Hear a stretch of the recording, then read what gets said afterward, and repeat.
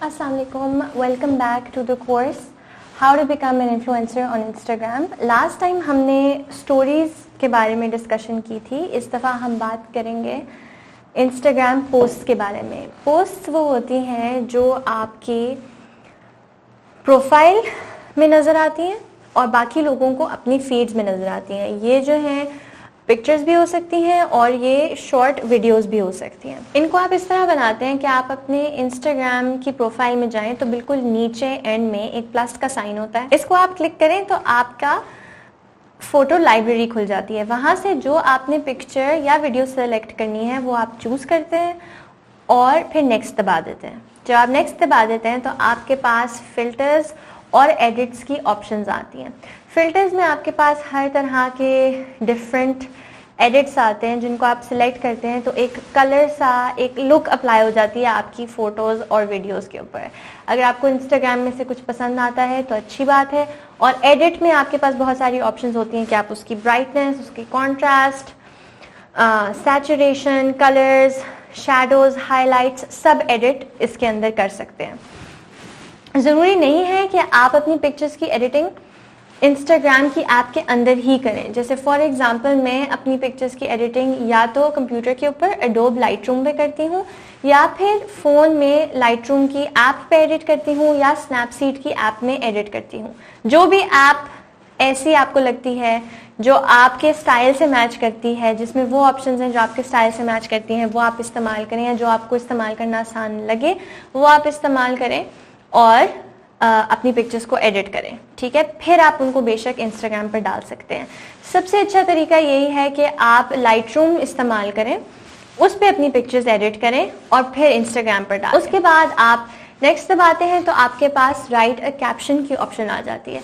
यहाँ पर आपने जो अपने कैप्शन में डालना है वो आप लिखेंगे और फिर शेयर का बटन दबा देंगे जहाँ से आपकी पिक्चर या वीडियो अपलोड हो जाएगी, आपकी प्रोफाइल पे नज़र आने लगेगी और बाकी लोगों की फीड्स में आने लगेगी. कोई भी आपकी प्रोफाइल पे आएगा तो उनको हमेशा वो वहाँ पर नज़र आएगी. अच्छा, पोस्ट में आपकी जो पिक्चर्स होनी चाहिए और वीडियोज़ होनी चाहिए वो हाई क्वालिटी होनी चाहिए. ठीक है, चाहे कलर्स कोई भी हो, स्टाइल कोई भी हो, क्वालिटी पे कॉम्प्रोमाइज़ आपको नहीं करना चाहिए. ठीक है, ये एक ऐसी चीज़ है जो ज़रूरी है, लेकिन इसका ये मतलब नहीं कि आपके पास कोई बहुत हाई फाई कैमरा होना चाहिए. नहीं, आपके पास आपका फ़ोन है, उसमें अच्छी पिक्चर्स आ सकती हैं तो वो इस्तेमाल कर लें. मतलब बहुत ग्रेनी, नॉइजी, पिक्सेलेटेड पिक्चर्स नहीं होनी चाहिए, क्लियर पिक्चर्स होनी चाहिए. आप अपना फ़ोन इस्तेमाल करें बेशक, या आपके पास अगर कैमरा है तो आप कैमरा इस्तेमाल करें बेशक. पिक्चर्स अपने पोस्ट के लिए आपको ये ध्यान में रखना है कि ना वो बहुत ज़्यादा ग्लैमरस हो, ठीक है, ना वो बहुत ज़्यादा ही रॉ हो. आपने एक बीच का रास्ता ढूंढना है इन दोनों चीज़ों के बीच में. पहले लोग बहुत ज़्यादा इंस्टाग्राम पर ग्लैमरस पिक्चर्स खींचते थे, लेकिन वो ज़रूरी नहीं है और उसकी वजह ये है कि वो फिर रिलेटेबल नहीं रहता. वो बहुत मेड अप यानी बहुत बना हुआ और फेक लगता है. ठीक है, रियल नहीं लगता. आपने अच्छी साफ तस्वीर लेनी है. ठीक है, ये ज़रूरी है. बहुत ग्लैमरस ना हो, साफ सुथरी क्लियर तस्वीर लेनी है जो कि क्रिएटिव भी हो सकती है, जैसे मर्जी उसका स्टाइल हो सकता है. साफ सुथरी होनी चाहिए और रियल होनी चाहिए. ठीक है, ताकि लोग उससे रिलेट कर सकें. फिर आपके जो कैप्शंस होते हैं वो बहुत बहुत ज़रूरी हैं और उसकी वजह यह है कि जो कैप्शंस हैं ना वो आपके अल्फाज हैं, वो आपकी आवाज़ है. तो उसमें आपका जो एक्सप्रेशन है, आपकी जो टोन है, आपके बात करने का जो अंदाज़ है वो बहुत ज़्यादा मैटर करता है, क्योंकि उससे ही आपको लोग पहचानते हैं कि ये आप बात कर रहे हैं, ये आपकी आवाज़ है, ये आपकी पहचान है. इनको भी रिलेटेबल रखना बहुत ज़रूरी है. जो आपके दिल में है, जो आपके दिमाग में है, जो आप सोच रहे हैं, जो आप समझते हैं, वो इसके अंदर डालें. पहले ज़माने में लोग इतने लंबे कैप्शंस नहीं लिखते थे, लेकिन फोहर की एक रिपोर्ट के मुताबिक 2016 से लेकर अब 2020 तक कैप्शंस की जो लेंथ है वो बढ़ती चली जा रही है. माइक्रो ब्लॉग्स का कॉन्सेप्ट आ गया है. ठीक है, यानी लंबी लंबी कैप्शंस लिखने का. अब जो है लॉन्ग कैप्शंस अप्रिशिएट होते हैं, लोग उनको पढ़ते हैं. एक अच्छा लंबा कैप्शन लिखने का तरीका ये है कि आप उसके शुरू के हिस्से में कॉन्टेक्स्ट दें, यानी जिस चीज़ के बारे में आप बात कर रहे हैं उसका आइडिया दें उस बात को एक्सप्लेन करें। सेकेंड पार्ट में आप उसमें अपनी स्टोरी, अपनी बात बताएं कि आपका इस चीज़ के बारे में क्या ख्याल है, या आप इस चीज़ को अपनी ज़िंदगी में कैसे अप्लाई करते हैं नहीं करते हैं, जो भी जिस चीज़ के बारे में बात हो रही है। और फिर एंड में आप लोगों से पूछें कि उनका क्या ख्याल है और वो कैसे करते हैं। ठीक है, एक एग्जाम्पल मैं आपको देती हूँ अपनी प्रोफाइल से। कुछ दिनों पहले ही मैंने ये डाली थी। इस कैप्शन में मैंने लिखा है पहले हिस्से में कि 2020 सबके लिए कितना मुश्किल साल था और क्या क्या लोगों ने देखा और लोगों ने इसमें एक्सपीरियंस किया। सेकेंड पार्ट में मैंने अपने बारे में बात की कि मैंने इस साल में क्या सीखा और मेरा सबसे अच्छा टाइम इस मुश्किल साल में अच्छा टाइम किस तरह गुजरा, कौन कौन सी चीज़ें अच्छी थी। आखिर में मैंने लोगों से पूछा आप बताएं कि आपने इस साल में क्या सीखा और कौन सी अच्छी चीज़ें आपके साथ इस साल में हुई। ठीक है, तो ये एक एग्जाम्पल है ऐसे कैप्शन का जो कि लंबा है, जो कि इंगेजिंग है, जो कि रिलेटेबल है और जो कि रेलेवेंट है किसी ऐसी चीज़ के बारे में जो कि रेलेवेंट है, मतलब आजकल में हो रही है, जो कि एक ऐसी खुसूसन ऐसी बात है जिसमें लोग आजकल दिलचस्पी रख रहे हैं। दूसरा, उसमें फिर मैंने अपने बारे में बात की और तीसरा फिर मैंने लोगों से पूछा। ठीक है, तो ये एक एग्जाम्पल ऐसी पोस्ट की है। आपकी टोन ऑफ वॉइस यानी आपकी बात करने का तरीका बहुत मैटर करता है, क्योंकि आप अपनी पोस्ट को इस तरह समझें कि जब भी कोई नया इंसान आता है आपसे मिलने असल में, तो आप हमेशा एक फ्रेंडली और एक वेलकमिंग टोन इस्तेमाल करते हैं। यही पसंद किया जाता है, तो इसमें भी यही पसंद किया जाता है। पोस्ट में अगर कोई नया इंसान आपकी प्रोफाइल पे आ रहा है तो वो आपकी पोस्ट हमेशा देखेगा, वो पोस्ट देखेगा और वो नीचे आपके कैप्शंस पढ़ेगा, और जो कैप्शंस पढ़ेगा तो उसमें से उनको ऐसा लगना चाहिए कि अगले बंदे की आवाज़ एक फ्रेंडली है और एक वेलकमिंग आवाज़ है। ठीक है, इसमें आपको इस चीज़ का ख्याल रखना है। ऐसा भी होता है लाइफ में कि आप लोगों से मिलते हैं और आप उनसे बातचीत करते हैं, लेकिन आप उनको इतना जानते नहीं हैं, तो आप हमेशा एक फ्रेंडली और वेलकमिंग टोन ही इस्तेमाल करेंगे, राइट। लेकिन बहुत सारे लोगों को आप बहुत अच्छी तरह जानते हैं, तो आप ज़रूरी नहीं समझते कि हर वक्त आपकी टोन फ्रेंडली हो, और उससे फ़र्क भी नहीं पड़ता। आप उनसे तमाम बातें करते हैं और आप एक बहुत नेचुरल तरीके से बात करते हैं और आपको उसमें इतनी एफर्ट नहीं डालनी चाहिए। वो आपकी स्टोरीज में है कि आपको इतनी एफर्ट नहीं डालनी पड़ती। आप लोगों से ऐसे बात करते हैं जैसे आप उन्हें बहुत ज़्यादा जानते हैं और वो आपको भी बहुत ज़्यादा जानते हैं। उसमें ज़रा ज़्यादा कम्प्लीटली रियल, ऑनेस्ट और ऑथेंटिक होना चाहिए, जैसे मैंने आपको पहले बताया पिछले एपिसोड में। इसमें मैं आपको कह रही हूँ कि पोस्ट में आपको थोड़ा सा ऐसे ख्याल रखना है जैसे आप लोगों को इतना नहीं जानते और वो भी आपको उतना नहीं जानते, तो एक फ्रेंडलीनेस के दायरे में रह के आपने बात करनी है। कैप्शंस में वैल्यू होनी चाहिए, यानी जब कोई आके आपके कैप्शंस पढ़े तो या आप उनसे कुछ सीख के जाए, या आप उनको कुछ एंटरटेन कर रहे हो, या वो कोई स्टोरी हो, कोई फीलिंग कुछ इवोक हो, कोई फीलिंग इवोक हो, कोई मोमेंट आप उनके साथ शेयर करें, कोई नॉलेज शेयर करें, कोई रियलाइजेशन शेयर कर रहे हो, कि उनका वक्त ज़ाया ना हो। मैं जब भी पोस्ट करती हूँ मेरे दिमाग में एक चीज़ होती है कि मेरी पिक्चर या पोस्ट से किसी का वक्त तो ज़ाया नहीं हो रहा।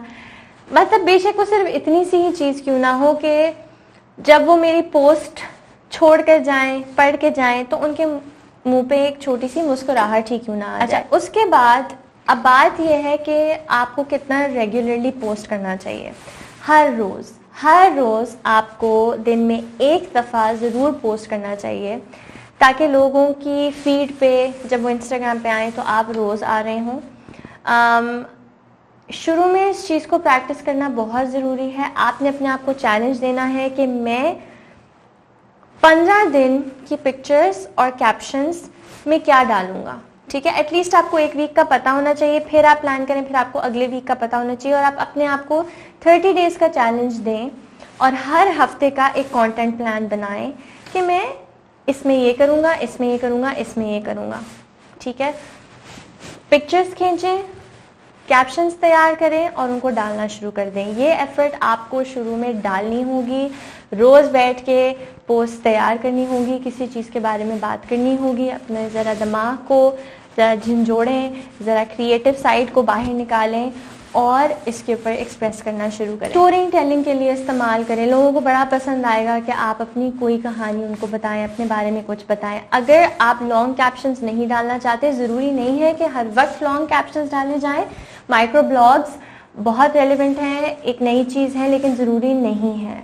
वंस इन अ वाइल आप छोटे छोटे कैप्शंस डाल सकते हैं, लेकिन उनमें भी आप कोशिश करेंगे कोई आप एक ऐसी चीज़ शेयर कर रहे हैं जिससे कुछ इंटरेस्टिंग हो रहा हो, जिसमें लोग दिलचस्पी रखें। सो फॉर एग्जांपल आप एक पिक्चर डाल सकते हैं अपने फेवरेट मोमेंट की। तो अगर आपकी सुबह का फेवरेट मोमेंट ये है कि आप सुबह बैठकर चाय के साथ किताब पढ़ते हैं, ठीक है, तो आप ये पिक्चर लें, बैठकर चाय के साथ एक बुक के साथ एक पिक्चर लिखें और नीचे लिख दें my most favourite time in the morning with my T and a book. इससे क्या होगा कि एक आपने छोटी सी मोमेंट शेयर की है जिससे लोगों को आपके बारे में थोड़ा सा और पता भी चला है, ठीक है, और एक वार्म सी फीलिंग भी एसोसिएटेड है। लोगों को अपनी भी शायद फेवरेट मोमेंट्स का ख्याल इससे आए कि सुबह में मेरा फेवरेट मोमेंट क्या होता है। आप लोगों से पूछ भी सकते हैं, आप बताएं कि सुबह आप किस चीज़ को एंजॉय करते हैं, और फिर नीचे कमेंट्स में लोग आपको ये बताएंगे, राइट। तो इसमें कोई बहुत लंबे कैप्शन की ज़रूरत नहीं थी, लेकिन एक रेलेवेंट पिक्चर, एक कैप्शन जिससे लोगों को ज़रा आपके बारे में पता चला और आपने भी लोगों से उनके बारे में पूछा, तो ये एक इंटरेस्टिंग तरीका है पोस्ट बनाने। पोस्ट में एक ऑप्शन ये भी होता है कि आप एक से ज़्यादा पिक्चर्स और वीडियो डाल सकते हैं, 10 तक डाल सकते हैं। इसको कैरोसेल पोस्ट कहते हैं। तो एक ही पोस्ट में ना वो एक एल्बम की तरह बन जाती है। कैरोसेल पोस्ट की एग्जांपल ये है कि आप कोई एक दिन का आपने मोमेंट इसमें भी शेयर कर दिया। फॉर एग्जांपल बारिश हुई और आप अपने किसी फ्रेंड के साथ बाहर गए और आपने कहीं से लेके पकोड़े बड़े मज़े के खाए, मौसम बड़ा अच्छा था, क्लाउड्स आए हुए हैं, बारिश हो रही है, और आपने फोटोग्राफी की, आपने खाने की भी की, आपने अपने फ्रेंड्स के साथ भी की, आपने जगह की भी की। तो आपने 4-5 पिक्चर्स खींच ली या 6-7 पिक्चर्स खींच ली जो आपने सारी उसमें डाल दी, और फिर नीचे उस मोमेंट के बारे में लिख दिया कि हमने आज क्या किया, क्यों किया, कितना मज़ा आया, फीलिंग्स भी बताएं, स्टोरी भी बताएं, कुछ अगर बहुत दिलचस्प हुआ तो वो भी बताएं, कुछ बहुत मज़ाहिया हुआ तो वो भी बताएं। ये एक और तरीका है पोस्ट बनाने का जिससे लोग एंगेज करेंगे, जिसमें लोग इंटरेस्टेड होंगे, जो लोगों के लिए रिलेटेबल होगा कि हाँ ऐसा ही होता है, या वो उससे कनेक्ट कर पाएंगे। मैं for example carousel post use करती हूँ। जिस तरह फॉर एग्जांपल मेरी एक पोस्ट में मैंने खाना बनाया था, तो मैंने उस पूरे प्रोसेस की बहुत सारी पिक्चर्स ले ली। वो कोई रेसिपी पोस्ट नहीं थी, लेकिन बस वो एक मोमेंट मैंने शेयर किया कि आज खाना बनाया और ये हुआ और फलाना हुआ, और उसमें मैंने एक छोटी सी स्टोरी शेयर कर दी है जिसमें थोड़ा सा जो थोड़ी सी फ़नी भी है और जो थोड़ी दिलचस्प भी है, और ये मैंने उसके अंदर कैप्शन में डाला। तो आई होप आपको समझ आ गई हो कि इंस्टाग्राम पोस्ट को कैसे इस्तेमाल करते हैं, उन्हें कैसे यूज़ करते हैं और उनको अच्छा और इंटरेस्टिंग कैसे बनाते हैं। अपने आप को 30 डेज़ का चैलेंज दें और हर रोज़ पोस्ट करें, और 30 डेज़ के बाद आप देखें कि आपने क्या सीखा है, कौन सी चीज़ पसंद की गई है, कौन सी चीज़ नहीं पसंद की गई, कौन सा स्टाइल ज़्यादा चला है। थोड़ा सा एक्सप्लोर करें 30 डेज़ में, और फिर डिसाइड करें कि आपने जो चीज़ सबसे ज़्यादा लोगों को पसंद आई है, समझ में आई है और आपको करने में भी मज़ा आया है, वो आप लेके आगे चलें। तो नेक्स्ट टाइम हम बात करेंगे IGTV का, जो कि इंस्टाग्राम का एक और फीचर है जिसके थ्रू आप एक और डिफरेंट तरह का कंटेंट डाल सकते हैं। वो हम नेक्स्ट टाइम डिस्कस करेंगे। So thank you for watching and अल्लाह हाफिज़।